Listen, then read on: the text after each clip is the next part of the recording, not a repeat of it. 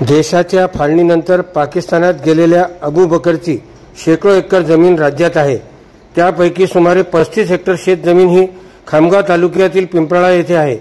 या शेतीवर शेतकऱ्यांनी कब्जा करून मोठ्या प्रमाणात अतिक्रमण केल्याची माहिती महसूल प्रशासनाला मिळाली। दरम्यान तहसीलदार सुनील पाटील व निवासी नायब तहसीलदार सोनाली मनोहर भाजीभाकरे यांनी महसूल कर्मचारी व पोलिसांसह जाऊन मोठी कारवाई केली आहे।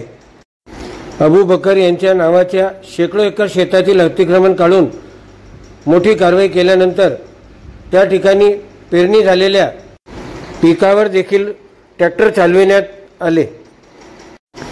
देश सोडून पाकिस्तानात गेलेल्या अबू बकरच्या नावाच्या शेतीचे अनेक गैरव्यवहारही समोर येण्याची शक्यता नाकारता येत नाही। अबू बकर यांच्या जमिनीवर अतिक्रमण करणाऱ्यांविरुद्ध यावेळी धडक कारवाई करणाऱ्या निवासी नायब तहसीलदार सोनाली भाजीभाकरे यांच्याशी सायंदैनिक खबरे शामतकने बातचीत केली। त्यांनी काय माहिती दिली आपणच ऐका। मॅडम, खामगाव तालुक्यातील अबू बकरच्या जमिनी संदर्भात आपण काल कारवाई केलेली आहे। नेमके हे अबू बकर कोण होते आणि आपण ही कारवाई कशी केलेली आहे, का केलेली आहे? अबू बकर म्हणजे जेव्हा फाळणी झाली, फाळणीच्या आधी ते भारतामध्ये राहत होते। फाळणी झाल्यानंतर ते भारत सोडून पाकिस्तानमध्ये गेले। ते गेल्यानंतर त्यांच्या मागे त्यांच्या नावाची जी प्रॉपर्टी राहिलेली आहे ती अबू बकरची प्रॉपर्टी म्हणून ओळखली जाते। तर त्याच्यावरती काय करतात, त्या जमिनीवरती आता म्हणजे त्या जमिनी त्यांच्याच आहेत।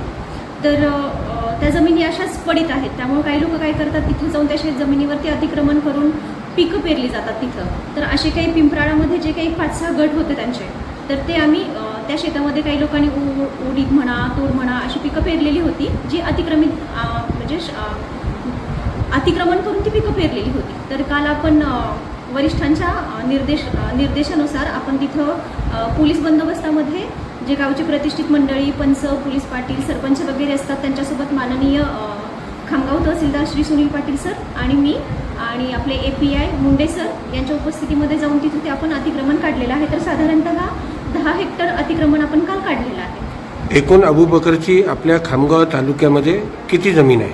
अंदाजे 35 हेक्टरच्या आसपास आहे। 35 हेक्टर की 25 हेक्टर? 35 हेक्टर। आता यापुढे त्याच्यावर अतिक्रमण होणार नाही, त्या संदर्भामध्ये काय उपाययोजना करणार आहे आपण? त्या अनुषंगाने आपली कारवाई सुरू आहे। सध्या तरी आम्ही हेच करत आहोत की अतिक्रमण केलं की तिथे जाऊन ते अतिक्रमण काढणं। या संदर्भामध्ये कोणाविरुद्ध काही तक्रार किंवा गुन्हा दाखल करण्याची काही प्रक्रिया होणार आहे का? नाही, सध्या तरी नाही।